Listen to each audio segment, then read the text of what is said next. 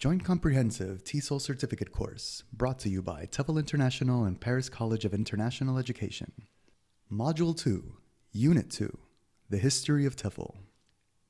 English is currently the de facto international language for diplomacy, international telecommunications, mass entertainment, science, medicine, technology, and education, among others. Since we're talking about teaching English as a foreign language, we're mostly talking about European history.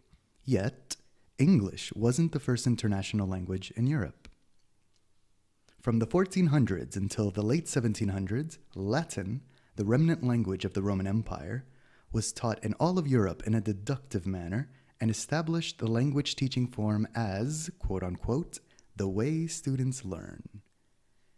In grammar schools, students were taught deductively, that is to say, learning a set of rules and practicing examples as a rote memorization. Being a dead language with no natural speakers, Latin is a closed system without the ability of incorporating new words nor being able to evolve naturally. Many learning techniques technically worked, but definitely weren't the most engaging for the students. It wasn't until the father of modern education, Czech-born Jan Amos Komensky, also known as Comenius, planted a very slow-growing seed of a more holistic approach to pedagogy. He blew everyone's mind in Czechoslovakia and throughout Europe when he introduced the idea of using pictures to represent words, sounds, and ideas. Contemporary academic society thought that providing visual references or representations, flashcards, for learning was childish and silly. Many changes in methodological and pedagogical approaches were rebutted with the same adage: that's not the way students learn. With the technological innovation and the research of countless educational psychologists and teachers, we've come a long way from not thinking that showing flashcards in the classroom is a good idea to interactive and whiteboards, which are amazing. In Howitt and Smith's Language and History, the History of Teaching English as a Foreign Language from a British and European Perspective, that came out in 2012, it was an expansion of Howitt's original study of a 1984 book called The History of Teaching English as a Foreign Language.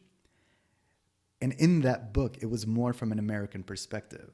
But there's a brilliant representation of the evolution of teaching English as a foreign language, divided into 4 different periods. In the following 2 sections, we'll be quickly discussing each time period, its core concerns, and its associating teaching methods, and grossly combing over the geopolitical landscape which directly affects the social sciences.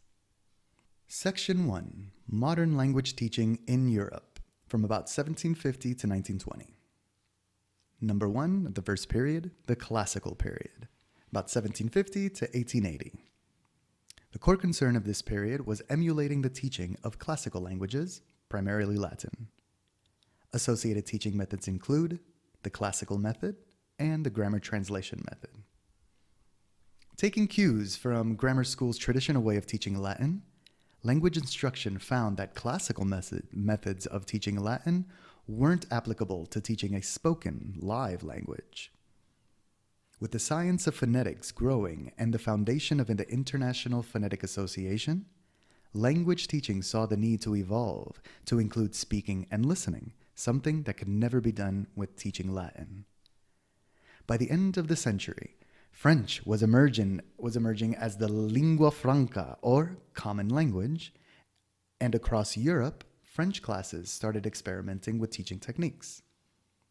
Now, post-World War I, England's economic diplomacy within Europe and military colonization everywhere else caused the English language to become the new international language. The need to codify spoken language saw French and English teachers come together and create the IPA, or the International Phonemic Association, as well as the International Phonetic Chart, still used to this day and repeatedly revised to include all of the sounds in human languages. Now, the first major change in teaching English as a foreign language came when modern living languages replaced Latin, a dead language, as the language taught as a second or other language. It was time to reform classical language teaching. Period number 2, the Reform Period, from about 1880 to 1920. Its core concern was teaching a spoken language now, and associated teaching methods were the natural method, the Berlitz Method, and the direct method, which is actually an all-encompassing term. All right, let's start a little summary.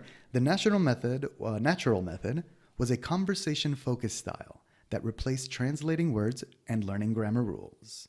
It involved the teacher's ability to model the meaning of new words by context clues, gestures, and illustrations. Now, Maximilian Berlitz was a German linguist who had immigrated to the US, and with educationalist, I cannot pronounce this name, I've tried to look it up, Gottlieb Henz, maybe, and his French colleague, en français, Lambert Souvier, and they developed the natural method.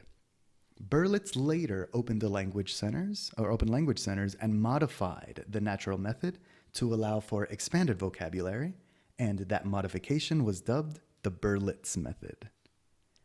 Now, the direct method is a blanket term used in more modern times to denote the many successful and lasting changes to language teaching during the Reform period.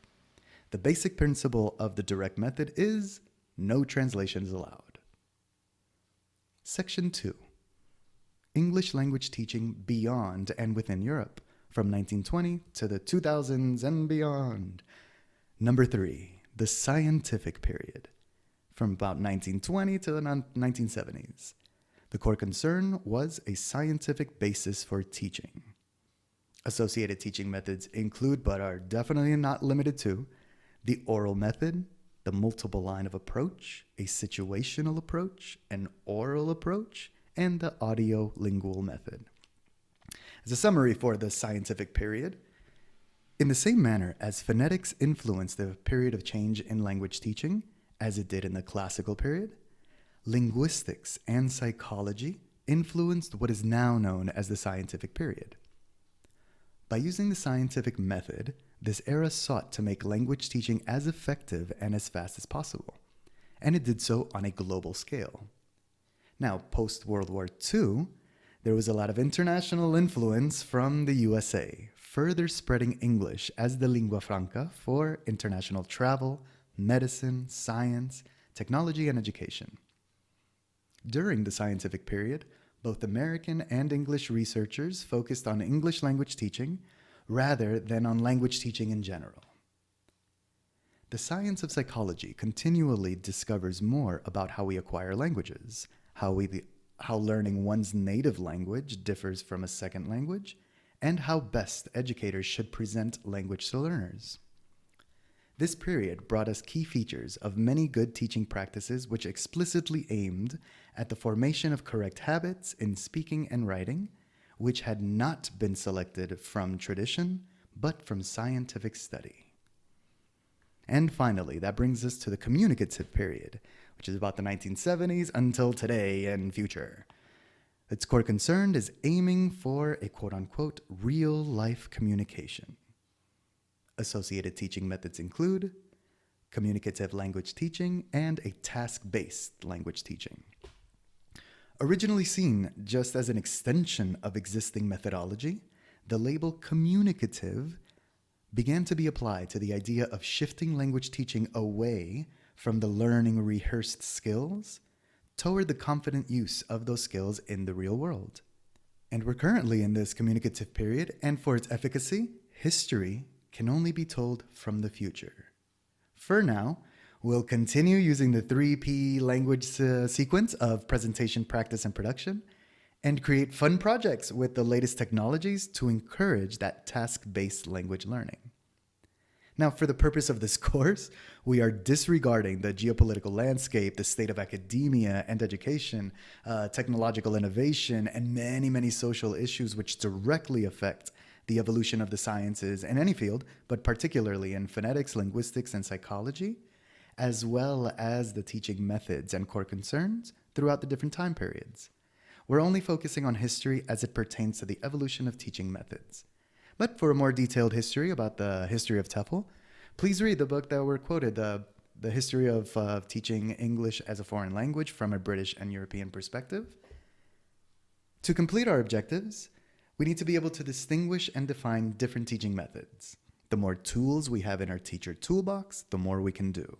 And a good teacher knows what to do. Okay, final review. The classical method was rote memorization and learning grammar rules. Just remember, classical is Latin.